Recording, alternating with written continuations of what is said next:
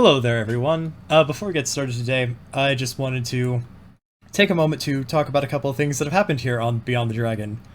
First off, if you're listening to this, we finished the pilot season!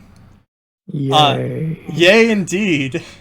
Me and Sun planned out a number of episodes before we started actually releasing them. And if you're hearing this, those have all been put out, they've all premiered, and now we're on the new thing. What this also means is a little bit of a shift in how we do things here. Nothing too major, but we have a more or less a schedule now. Basically set to repeat every 4 weeks. So from now on, we will be doing 2 smaller RPGs, and by smaller we mean about 100 pages or less. Anything 150 or more won't be eligible for those first 2 episodes. Our 3rd episode will be a discussion episode like meaningful inventory or proficiencies outside of combat. And then our 4th episode will be a bigger game, those 150 and more page games. That way we have time to read through them and take notes over the course of an entire month, so that we aren't trying to cram, however many pages, 150 to, there are some 600-page games on this list that we have of potential topics, into, a week or a couple of hours before an episode. In addition to that, the general opening hosting stuff, as per Sun's request, is going to switch to just me doing it, so unfortunately, no more of Sun's ever so calming hi there. Unless he says, hey, Oscar, I want to take point on this episode, in which case I will happily let him do that. Yeah, I'm gonna just sit back and relax and just let Oscar take it from here. Yep. But other than that, those are the main things. There is some other stuff, but we will bring that up when it's relevant. And it's not going to be relevant for a little while, so no need to worry there. With that said, welcome to Beyond the Dragon, where we explore indie tabletop role-playing games and their design, to inspire you to play them or take what you like for your own creations. Hi there, my name's Oscar C. Tango. And my name's Sun. We're both tabletop game designers and professional game masters who love TTRPGs. Today we will be discussing GrimBlade. GrimBlade is a rules-light dark fantasy game by Josh Beckleheimer of, I believe, The Lonely Bard. The game was published on March 27th of 2021 as a part of Zine Quest 3. The game is 13 pages long, including the title page, and priced at $6 on itch.io. The game is designed to be somewhat bare bones with with options for tables to add a number of things, but the idea is that players and the GM will sit down and discuss what they want to add to the game. So it's somewhere in between game and SRD, because it is fully playable as written, but also, if you want to add or hack or change things, the game encourages you to do so, with its Creative Commons license. Similar to Knave. Very similar. With that said, the main engine of GrimBlade might be one of the simplest ones we've seen. Players roll a d6 plus a modifier of any related skill they might have, and they are trying to beat the GM, who, depending on the general difficulty of the situation, is rolling anything from a d4 to a d10. And then the GM, sometimes what they're rolling for, also has skill modifiers, like monsters and people, and the like. This roll happens anytime a player rolls at all, with the GM always rolling their own appropriate die of their own to try and beat the player's roll. And that's the gist of it. Another engine feature is that the game does feature explicitly out-of-combat advantage and disadvantage. These are different from what we've normally reviewed. Instead of giving you rolling the higher die, or rolling 2 die and taking the higher option, in this it actually adds or subtracts a d4 from the roll. And players' backgrounds or character types can grant advantages to certain situations or disadvantage to certain situations, but it rarely, if ever, comes up in combat, and the GM never gets either disadvantage or advantage. And that's the main engine. That's it right there. What are your thoughts, Sun? Yeah, just for clarity, I read this game about an hour before we started recording this, and very simple to read. 13 pages, A couple of those pages are just tables and like a monster page. I really like how simple and like bare bones this game is. And I definitely was reading this in the perspective of like, okay, knave. Um, and yeah, I really like just the just roll off, try and beat the GM rolling against you. And I really like um, how the DC is set. And specifically, it's like based around a play off the grim dark, grim light naming conventions of a scene, and I really like the theming behind that. Very simple. I can see why you have been talking about going. Oh, I definitely want to do something with this game. Oh yeah. Oh no, this game excites me in so many different ways on so many levels. But unlike Nave, like I was just reading it, and then I realized at one point it's like, oh, that really is it. Just the roll off advantage, and then a HP type of thing, and just a bonus from skills. That's it. There's really nothing else to it. Uh, yeah, no, I really like the basis that this game provides, and I'm excited to talk about today. I'm glad. Yeah, no, I've been hyping this game up to him ever since I downloaded and read it. Yes. So, since do you have any thoughts before we go straight into just going with like things that support this game? Other than the fact that I really like this game, nothing that won't be better explained in later sections. Okay. Feel free to go first since you really uh, have a passion for this game. Uh, so this one's gonna surprise people who've heard me talk about magic and spells before on the channel or just in general. I actually, as a supporting feature, I have the fact that this game does not have spells. Not to say it doesn't have magic. The game has magical skills that are clearly marked, but it doesn't have any listed spells at all. This is really good for a fast-paced style of game, like GrimBlade. You don't try to cast a spell, you use a skill that is magical to do either something that is, a functional thing, like make a portal, or, see far off in the distance, spy on people, or hurt an enemy by, shooting fire at them, or all sorts of different things. The skills in terms of magic are quite flavorful sounding. And then you roll to see if you beat the necessary dice that the GM is rolling, and it's simple. It doesn't slow down gameplay. You don't say, "Oh, what does this spell do?" and then sit there and like try to read for like 6 paragraphs of text about like the super specific way an ability works. You're like, "Nope, I want to do this. I have this skill." GM's like, "Yeah, that tracks. Go ahead and roll." You roll and done. It's fast. It's simple. It's effective. Yeah, like really all the nitty gritty is just figuring out how do we want to interpret this skill and what can we actually do in this game with the basis that we have. Um, and yeah, like just looking at the skills, they're very unique compared to like more of a typical traditional game.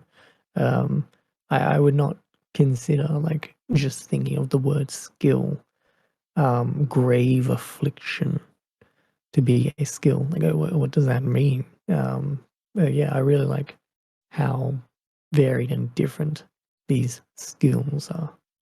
In terms for me, I mentioned it slightly, but how the difficulty is determined by the GM. The GM for each scene states the grim level, and which will be grim light, grim twilight. I also saw grim dawn. I think that might be a typo. Grim dusk, grim dark, and that will determine what the GM is going to roll. D4 for Grim Light all the way to a D10 for Grim Dark. I really like just the naming convention of that. Yeah, and it really just gets a certain feeling across. And the fact that the GM has to think in those terms will, or hopefully will, translate into the game when they are setting up those scenes and deciding how those scenes are going to feel. You know, why is this scene grim dark? Well, why is this scene grim light? And the same thing can be said for the HP analogy in GrimBlade, which is hope for players and glum for foes and enemies, which we'll get back onto a little bit soon. But yeah, just the naming conventions of the things in this game really adds to the flavor of this very simple game. It does a lot for just a couple words. Yeah, no, entirely agreed. No, the naming conventions for Grim Light, Grim Twilight, Grim Dusk, Grim Dark is, I agree, very good. When it comes to Grim Dawn, I think it was just like a change that didn't get edited out of the examples, specifically. Yeah, But yeah, yeah, no, it's really fantastic. And again, Hope and Glum actually is on my thing. The fact that Hope and Glum are Hope is your player's effective health and Glum is enemy health. I think you're right. Those are fantastic words. Also, the fact that the game has, when you run out of hope, I believe the game simply says that you succumb to the darkness of the world. It doesn't state anything about dying. It doesn't state anything about what happens to you if you're gone forever or can potentially come back. And for something hackable, that's very nice. But if you're playing this much more on the horror side, you could do something like Trophy, where you've succumbed to the darkness of the world. Give me your sheet. You are now a monster. yes, yes. And that example is great of how simple and open-ended of and like asking the group to decide, interpret how this is. Yeah, no, that's a great example. It really is. It really Uh, is. then for me, it is jumping off the concept of hope and how you're during combat and when you're out of combat, the trying to regain hope, because hope is your analogy for just staying within the game. You know, there's these rules for how you gain hope, and having emphasis on, you know, really it is just recovering HP, but for the fact that it's called hope and how you actually do it, you know, when you're in combat. Each time you start combat, you have to re-roll your initiative, which we'll get to soon. The difference between the standard roll that you have to do, the roll off, is how much hope you get back for the whole team. And so, for the fact that you do well in initiative, is a little, you know, gives you a little bit more hope, and you can spread the hope around the party. And the same thing when you're not in combat, a player has to say, how are they making everyone feel more hopeful? A roll, and yeah, against the grim level of the scene, and then that's how much hope you get back. I really like just how simple that concept is, but it really does gives them a good amount of flavor. You know, all these things are just flavor for me right now. I really like it. And then when you're resting in a safe haven, you just restore all hope. Yeah, no, and yeah, it is. It's so flavorful despite being so simple. It's really good. It allows you to put exactly what you want in there from a functional perspective. And like, without getting too much into it, like I am just now firmly like, sure, this game sets up a certain flavor. Like I'm thinking more um psychedelic Mad Max with the character types that you can choose, but I am firmly within the Dark Souls around a very dim fireplace as you're trying to regain hope. That's where my mind is currently at right now. Yeah, no, I'm inclined to agree. Hmm. Anything else, or should we just move straight on to combat? Straight on to combat because at this point, if there's time left, I will be covering my supporting features and standouts for sure. Because honestly, I cover everything twice because the game's simple and very well written, in my opinion. Yeah, it was hard to separate out these things in the categories. No, Go definitely. ahead. How does combat work? Well, so from a broad perspective, GrimBlade's combat is kind of interesting. Rather than the normal style of initiative, GrimBlade has one player roll with their best relevant skill from the entire team to counter the appropriate Grim roll of the GM. The winning side acts while the losing side reacts, and this roll is made each round, meaning that your team could get the chance to act next round if they don't this round.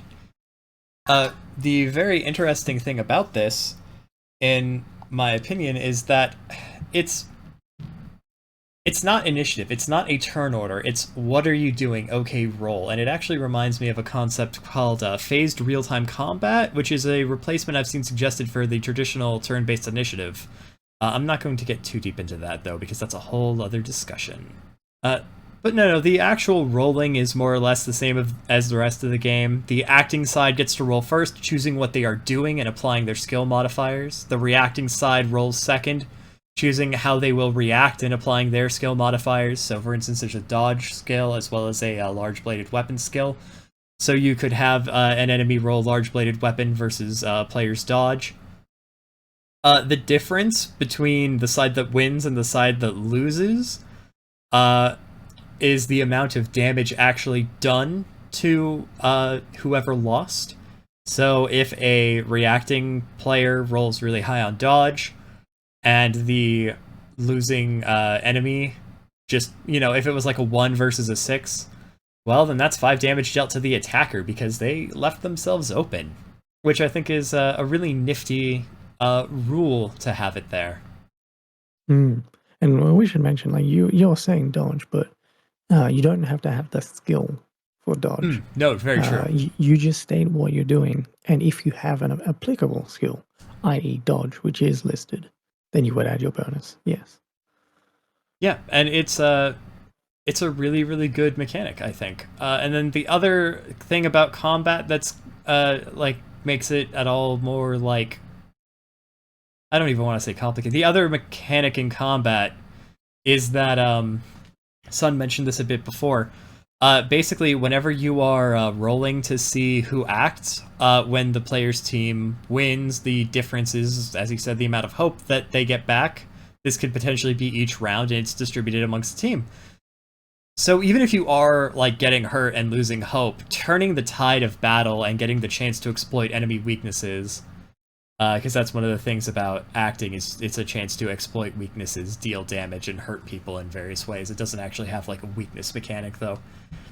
Right there, that's extra hope that you get back, meaning that you're not out of the fight till you're out of the fight, even if you're hurt, because your team can get back hope and give it to you. And those are the two combat mechanics. You roll to determine who's acting and who's reacting. If the players are acting, they get back hope equal to their to the amount they beat the GM's roll by. The acting side chooses what they do. The reacting side chooses what they do. Both sides roll, and the damage dealt in terms of all the rolling is always the difference between the winner and loser to the loser. Yeah, like when I was reading this, immediately it's like, okay, cool. Still within that mindset. Like, I don't want to compare it, but I'm just in that mindset of neighbors. Like, okay, team initiative, cool. And then it's like, okay, so it's a roll off. Only one player chooses to roll for the whole team. And then when they said one side acts and the other side reacts, I immediately was like, huh? Oh, because of the roll off situation, where of course, if the players are going first, they choose what they're doing, and then the GM with whatever monsters then goes, okay, because the GM has to roll for the player to do their thing as well. That is the reaction, and like it just neatly ties into the roll off mechanic. Yeah, it really I does. think that's really really nice. Like that was like, oh yes, I can see if if the core mechanic of roll off wasn't thought of at the beginning, I can see where it could have conceptualized from the combat. Yeah, no, Yeah. it's great. It's and this is like combat is half a page, and then the healing rule we included in this section is a part of all the healing rules that takes up another half a page. Yep. Like it is very bare bones on what they're providing you. It's like they just tell you how combat works, half a page, and restoring hope. That's the rest, and it's all tied together. It's a really good foundation, and like it doesn't even state like how many actions you all get. It's kind of just assumed that you're probably just going to go along the line of the each player gets to do their thing, especially since you're re-rolling your um, who's going first each round type of situation. Yeah, no, I could ramble and start repeating myself, but unless you have any more combat comments, I'm ready to go on to standouts. No, honestly, like I can I'll put this slightly. No, actually, we'll just go into standouts. Um, I'll go first, just to throw it out there. So when I looked at the character types, which for the more D&D orientated people, races, ancestries, are you human or are you something else? I love that this is a list of almost mostly non-standard ancestries. Hmm. You get a human, you roll 2d6 out of a list of, 2 to 12, and there's three listings of human, and then you've got awoken, dead, elephantkin, fungi folk, minotaurs, renounced demons, slime king, spirit possessed construct, and underfolk. I don't see dwarves, I don't see elves, I don't see goblins, I don't see halflings, I don't see any of that fucking shit. This is really nice. I appreciate it. Also, the fact that human comes up 3 times at the two least likely and the most likely roll point is interesting. Yes, that's a nice way of trying to utilize the math of a 2d6 bell curve and showing you, yes, humans will be the general people you'll be playing. But yeah, I'm glad I don't see an elf here. I'm glad, like, sure, you could maybe say underfolk or dwarves, but I'm just glad that I don't see those words. I mean, depending on the lore you're using, renounced demon could qualify for elf. Oh yeah, that's sure, but I'm not seeing it that way. What about you? For me, one of the ones that most immediately comes to mind is how simple skills are, especially when you don't have to worry about gear. We didn't mention this before, but the when the game talks about equipment, it says, "Don't worry about it. You're assumed to have what you need to adventure." However, if you do want to worry about it, here's an equipment or here's a currency system. Here's how buying gears work. We're not giving you a gear list. Just have what you need. Also, here's how magic items work, and they just give a skill, either Yeah, permanently like or on a usage basis. And it's very simple, but skills skills without worrying about gear is like the opposite of meaningful inventory, in a good way. It's inventory doesn't matter. What your character can do matters, and so they always have the things to enable them to do what they can, hypothetically. yeah, like when I got to the skill section, which has the gear and equipment at the very bottom, that's 3 lines. I was like, gear and equipment, blah blah blah blah blah. Turn to the next page. Oh, okay. That's it. I see. They're just telling me, yep, don't worry. And I appreciate that. They're straight to the point. Don't worry. And for the more specialized skills, which are marked by an asterisk, um, they obviously would probably have their own unique sets of equipment if the other skills didn't have it. I just appreciate how very just to the point it is. Yeah, you have, and just as you said, you probably have the items needed for the skill that you have. Yeah, great. Yeah, no, it's easily one of my favorite aspects of this game entirely. Mm. Um, then for me, you already stated the gear and equipment. Um, but going off the economy, the currency situation, pricing of items is attached to a grim roll, which links to its rarity in a location. I appreciate how simple that is. Like, oh, well, and it kind of links to the flavor in a more narrative sense. Like, oh, we're in a very dire situation in this bad land, and you're wanting to get a pristine food, or like some like cool artifact. No, this is a desert with nothing. This is a grim dark situation. I roll grim dark, which is a d10 times oh, and then the value of the item is determined by um a grim roll times 5 or a grim roll times 10 in unfamiliar lands. So you got that little extra thing there. You don't know where this is. You're asking for something in a very shitty location. So a d10 times 10. So yeah, I like that. Yeah, no, it it, Uh, it is great. yeah, I very much like item prices being attached to just a random die roll. I do really appreciate that. Yeah, and I mean And it helps with rarity. It's like it's not this item is rare. It's you can't get this item here, or at least not yeah, easily. it's a very simple way of doing scarcity, location based scarcity or situation based scarcity. No, very true. And then one of the other, actually, talking a little bit about the way darkness works, or I should say, grim rolls work. The GM states what like the grim roll or the grim of a situation is beforehand, which kind of lets you have players know what they're up against because you know it lets people back out if they're like, oh shit, this is a dangerous situation, let's try to sneak away, and then they can roll sneak if they are good at that, or run away, that enemy is crazy strong, this is a grim dark situation. I like something that, without really like being like, oh, it looks dangerous, informs players like, so this is the scene, you're in it now, do you want to stay? You said the exact keyword that I was going to say. Informed.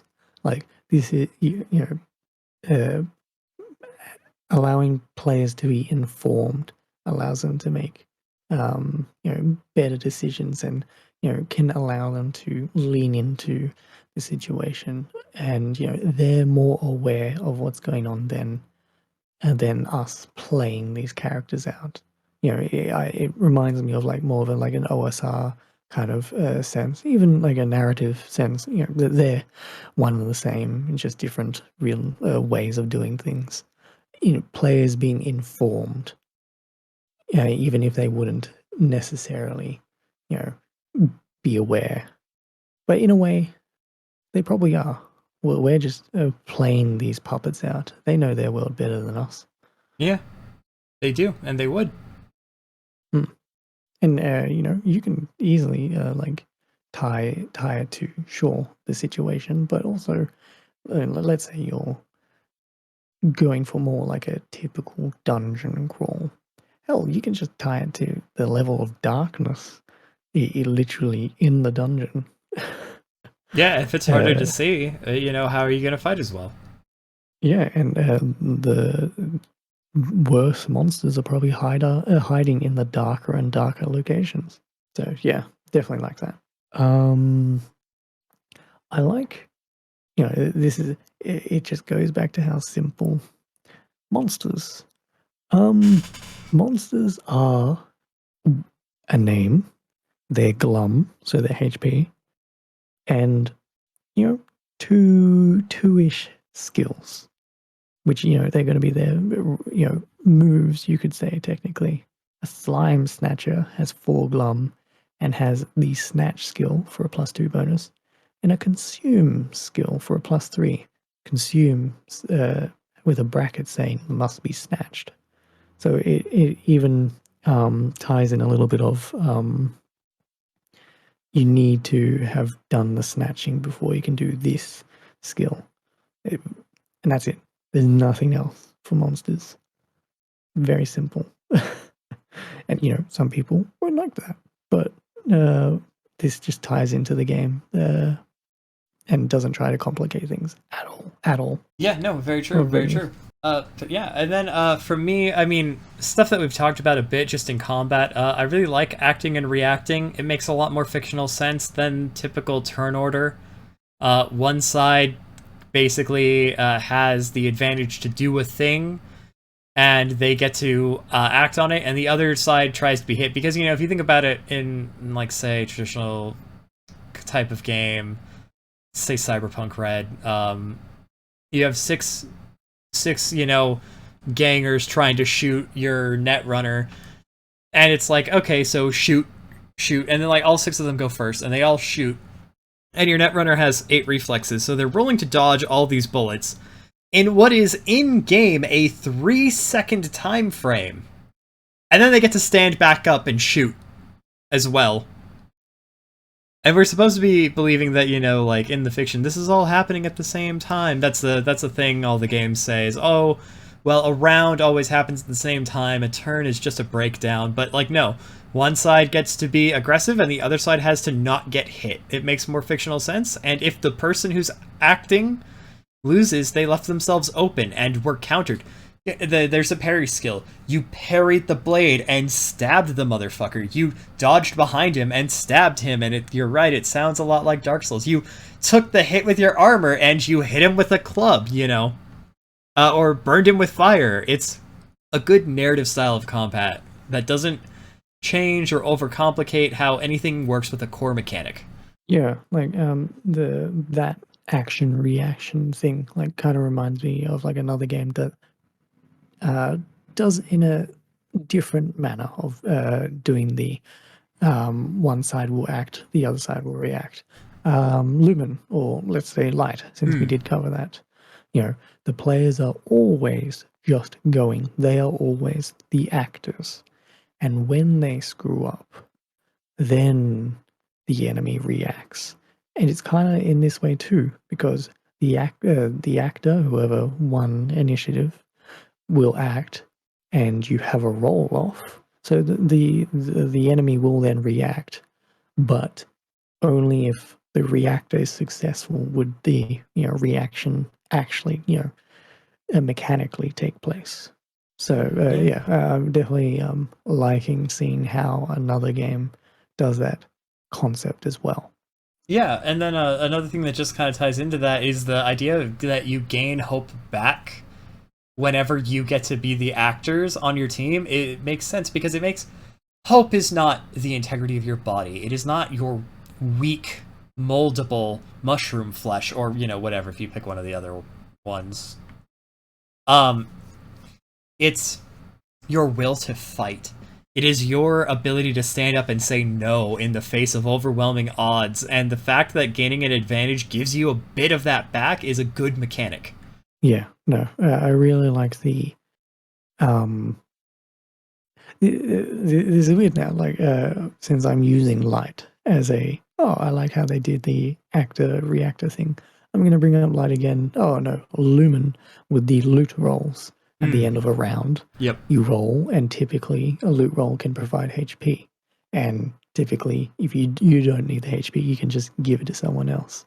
This is almost kind of like that, where if you win the initiative, you can just top everyone. You've got this shared pool of hope that you gained back, and not everyone might get some hope because you might only be 2 hope that you've gained back, and everyone, since we didn't mention it, starts with 12 hope. You're going to probably give it to whoever's in the front line or is doing really badly. I like that little bit of resource sharing mechanic that you're going to have to deal with in combat. That's probably the most technical thing that you'll do. It's like, oh, who should we give the hope to? Again, like the whole narrative function of this game is really great. But honestly, in terms of my standouts, that's pretty much everything. Yeah, no, we've said everything that I had under that category. I mean, I I'll do just have reiterate. Oh one yeah, last thing actually. I realized. okay. Um, One of the things also is that I don't think we mentioned is that this game does have an XP system. You get more XP the harder the action that you attempted to pull off, and it's 1-to-1. So Grim Light is 1 XP, Grim Dusk is 2, Grim Twilight is 3, or I think those two are flipped. And then Grim Dark is 4. And then every 4 XP you can spend to buy an upgrade, an extra hope, an extra rank in a skill, and you can't have more than 40 XP, which means 10 upgrades to your character. It's an easy to track XP system, which again, the game is easy. Thank you for reminding me of XP. I didn't actually have it in my right section in the notes. I like how they've done the XP because it states when attempting an action that has no bonuses and no advantages, so just a flat d6 roll, and it's a success, then you get XP. Or if it You had need to be in disadvantage. yes, that I was going to make a mention of that Oh, after. Um, you need to sorry. be in a place of adversity and risk, not comfort and like, oh, I'm practicing this to actually gain that experience. And then it states after, if the successful action was under disadvantage, you would then gain an additional point of XP. So yeah, if you are like in a very bad spot, no bonuses, no advantage, and you have disadvantage, then yeah, you get extra XP. So it encourages player characters to take risks and not always rely on your skills. You know, you are climbing for that XP. Yeah, you're not like comfortable in gaining that XP. Yeah. So I really like how that is done, and you know it states it a little bit there, but you can infer just from how it's written. It's like, oh, okay, I can't be comfortable to earn this XP. Fair enough. I have Yeah. to fight this grim darkness. Almost reminds me of the Dark Diamond trophy. How are you risking yourself to get bonus rewards from this? Yes, exactly, exactly. There's a risk reward here. I could use my skill for this situation, but I'm not going to get any XP for it. Okay, then since we've talked about, oh yeah, we like this stuff. What about some criticisms, some changes, some ums and ers? I don't have many. The biggest one I have is that the way that like a single enemy versus a group of player might work is incredibly vague. Although on the other hand, there are aspects of this game where it's like you're gonna hack it or on a case by case basis. So figuring that out might just be intentional. You know, does it make it so that, oh well, then that boss is gonna hit the enemy pretty hard probably because a big high health enemy with a lot of with high level skills is gonna definitely have some good rolls, and that might qualify as a grimdark situation. Do they attack the entire group? Is that only on certain attacks? Maybe like a flame breath versus a claw swipe. So the main thing it makes me wonder is if the boss is reacting and they only if they only would get to act against one target, but if they react to everything that's happening because of how the mechanics work, that's a lot more chances to potentially deal damage if they're winning on their reactions than if they could only hit one person when they act. But again, it doesn't have any rules about this, so hack it how you like it, and that concept of being a little bit like potentially like, oh, the boss gets more chances to deal damage if they're reacting than acting, can get taken out because you've hacked it, and this is me just suggesting how it might work, possibly. I think. And, oh, or Yeah, on the other hand, maybe getting a boss alone lowers the difficulty level because, as opposed to fighting them with minions, that's definitely a smart move that makes them easier to kill. yeah. Like most of the things I have is because this game is specifically stated to be open-ended and simple, and you need to decide on the clarity of those rules. there's always going to be a asterisk against what I am about to say. Um, like speaking of bosses and all that, like I had a question like maybe some more guidance on like non-enemy threats, Mm, like just beyond a grim roll. yeah. Like sure, you can just build it like an enemy, and I'm okay with that since I made my game like that. Uh, Threats are just basically enemies, but Trad has uh, a skill of activate. yeah, exactly. And I'll just go through mine since it's quick fire round. It states magical items, permanent items just give a skill +1 to +2, and disposable magic items give a skill +3 to +4, and have a 1d6 usage. Um, I would have been, it would have been cool just to see like 2 examples of each, just since they have a monster list of examples. Why don't I give some funky magic items just to just show off, just some random skills that for this weird and wild place. Um, and this one's the biggest asterisk. Um, I really do appreciate when a game has an example of play. It gives an example of how the writer assumes their rules kind of go together.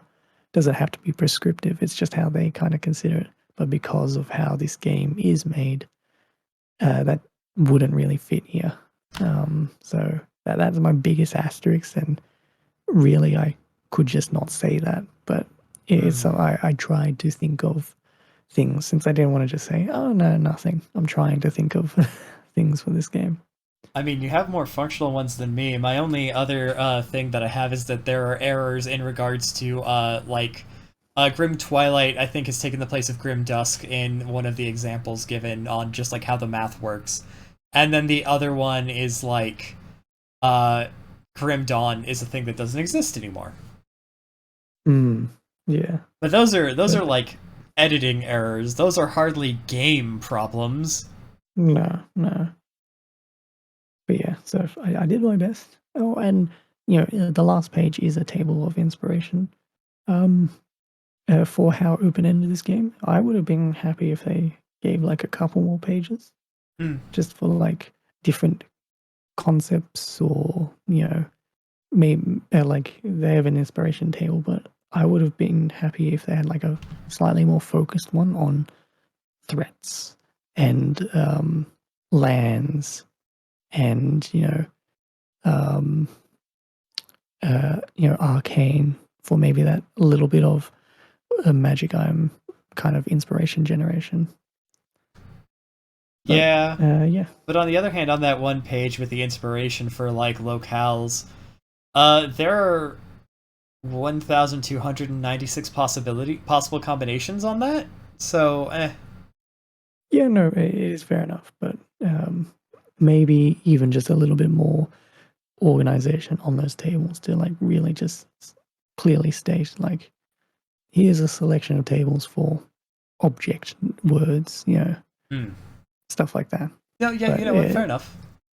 yeah, these are all asterisks really, trying to give at least something that could be a thing to point out. So, since we're clearly reaching for criticisms, why don't we discuss hacking this game? Mm. Now that I've sat down and read it, I can really see why you like it, and I would not be adverse to messing with this game myself. Definitely, I've always liked the concept of roll-off games, um, but um, I don't like when they appear in games where there's a lot of other extra things to worry about. Hmm. This game is simple enough that I'm totally fine with it, and I just really like the DC based on the scene thing because it reminds me a lot of index card RPG, where each scene, location, whatever, the GM just states a DC. That is the DC, and then they can do an easy or hard version, which is a minus or +3. Yep. And it just reminds me of that. And um, I like how this contextualizes it into themes. This is a grim light, situation. This is a grim dark situation.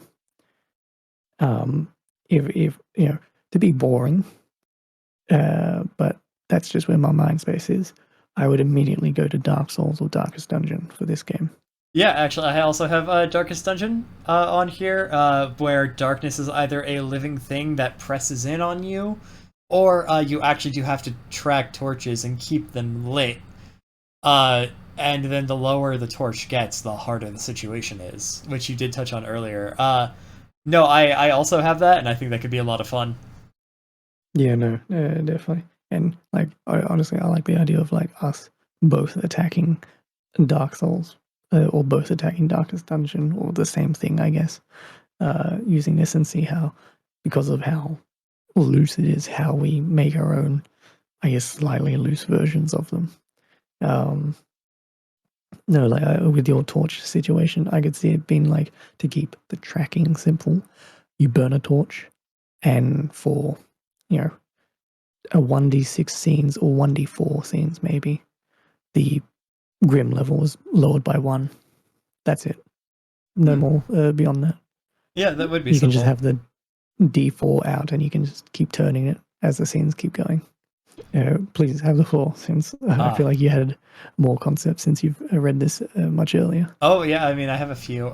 So another one is you could change the player die from a D6 to a D8 for a more heroic style of game. I'm currently about 50 to 90% depending on how many enemies I plan to do. For this, it's called Lightblade. Look forward to it being out after this is recorded, but before you hear it. Oh, I see. I see. That's what I've been doing all day. I got my notes written up, you know, make sure to double check all my details, and then I immediately started working on Lightblade. I like it. I like it. And Yeah, honestly, with how simple it is, like, uh, I'd be happy to try and get in on that. And yeah, just in the future, yeah, yeah. this definitely has a nice core that I would be happy to use.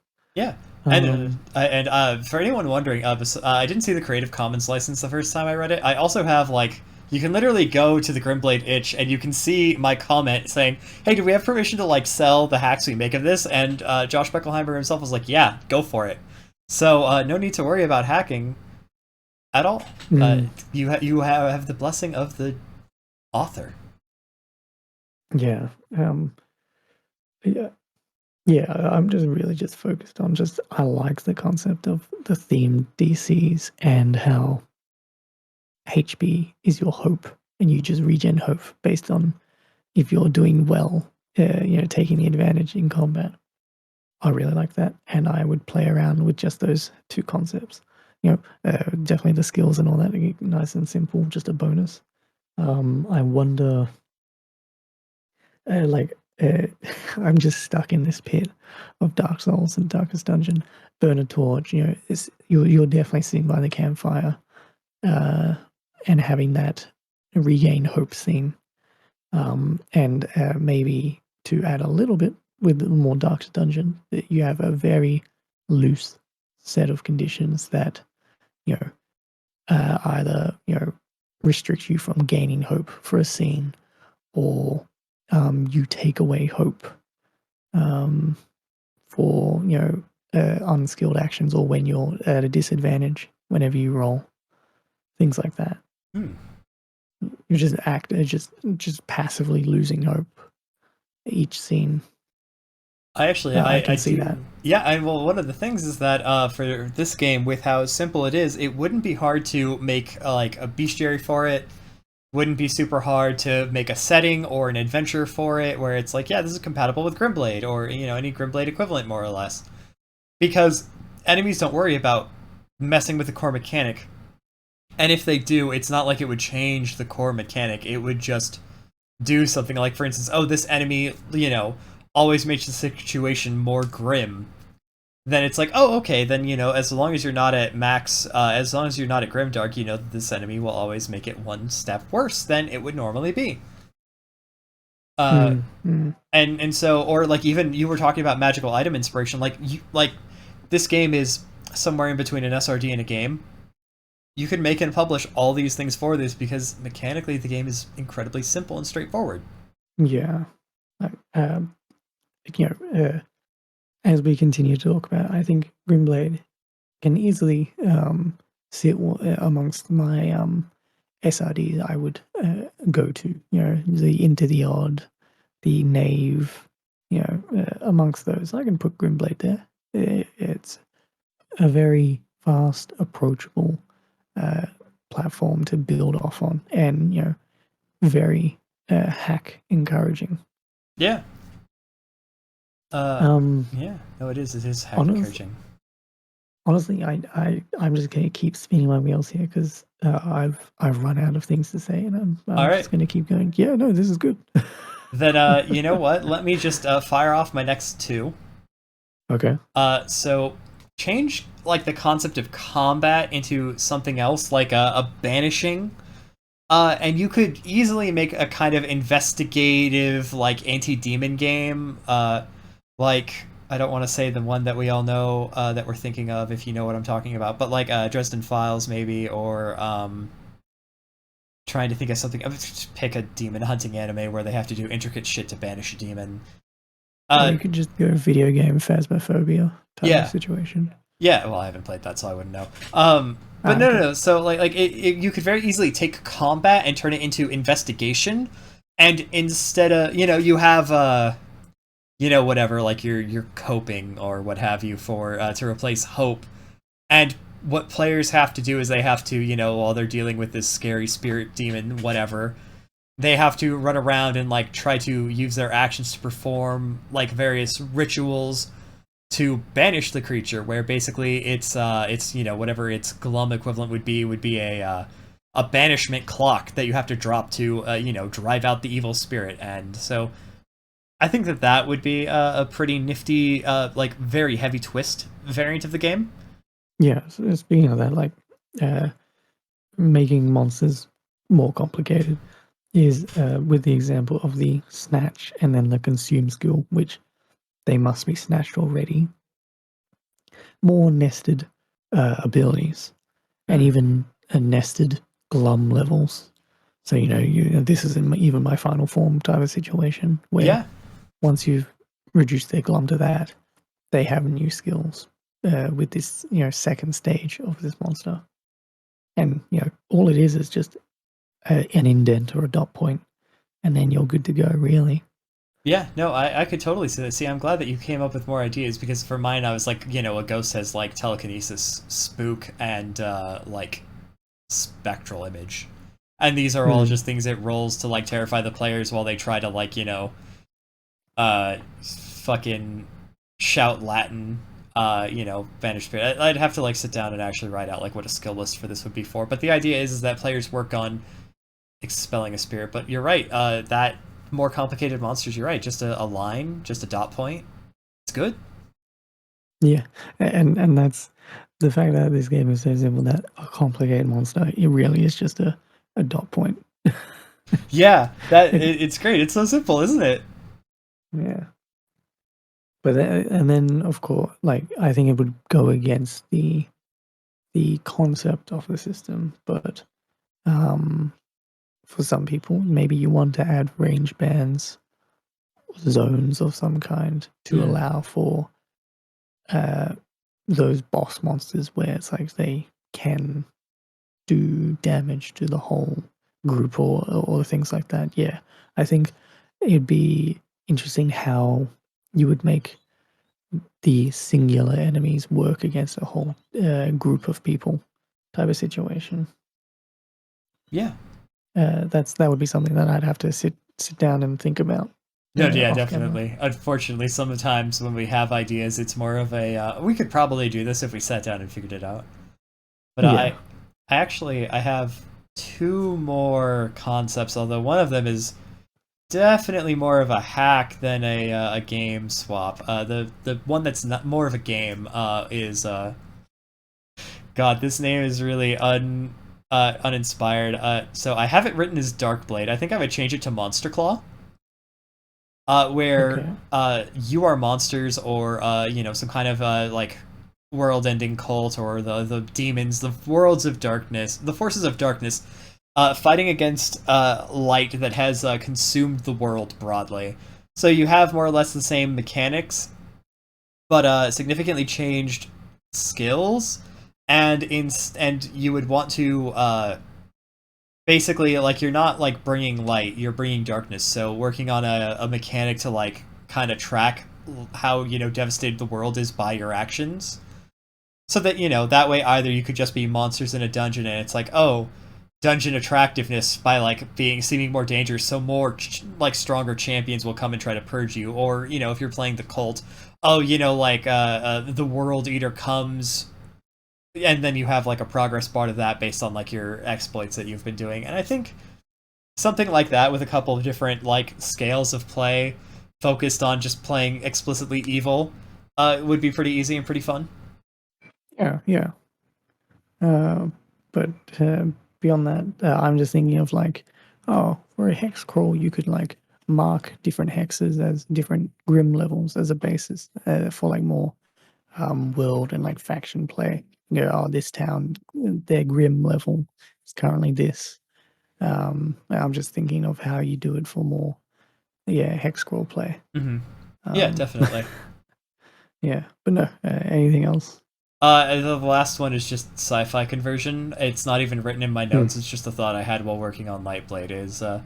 Oh man, with a few adjustments of the skills, this could have an easy sci-fi conversion. And you know what? God damn it, there's a lot more fantasy games than sci-fi, so I'm justified in suggesting this. It might be simple, it might not have a lot of complicated thought behind it, but there's not as much sci-fi as there could be or should be. Yeah, and also not all sci-fi needs to be complicated. No, yeah. As a basis does not need to be complicated. Yeah, people tend to complicate sci-fi because they have science and stuff to quote. Now fuck that noise! Yeah. I appreciate the rules for radiation and asphyxiation and all the ways to break into a habitat in Eclipse phase, but you know what?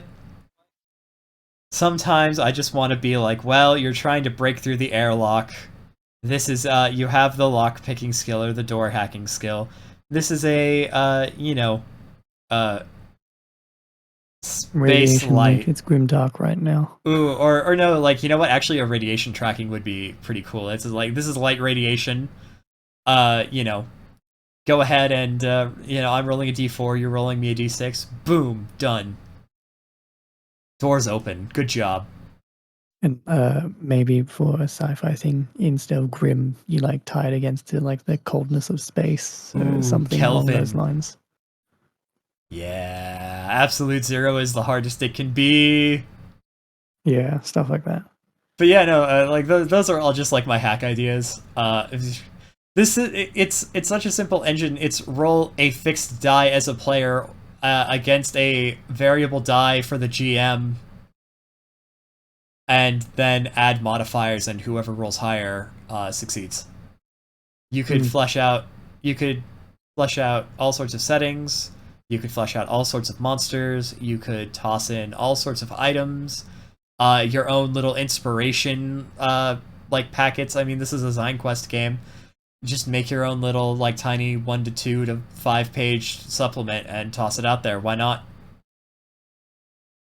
Yeah, no one needs to make a full game. You can just, it's like, oh, I kind of wanted this rule. Hey, if you want or can, feel free to publish that. It's just a supplement. It's just I wanted more monsters. Other people can have it. You don't have to make a new game. But yeah, I mean, like, unless you have anything else, I think we can wrap up. No. All right. Feel free. Well then, thank you for joining us today as we looked at GrimBlade. Join us next time for more indie tabletop discussion and design. I've been Oscar C. Tango, and joining me has been Sun. You can find me at sungone_ on Twitter, Sun on Star Playing Games, and Sungone on itch.io. And you can find me at Stranded TTRPG, Oscar C. Tango on startplaying.games, and Stranded Publishing on itch.io. You can find all those links in the description. And remember, don't be afraid to adventure beyond the dragon.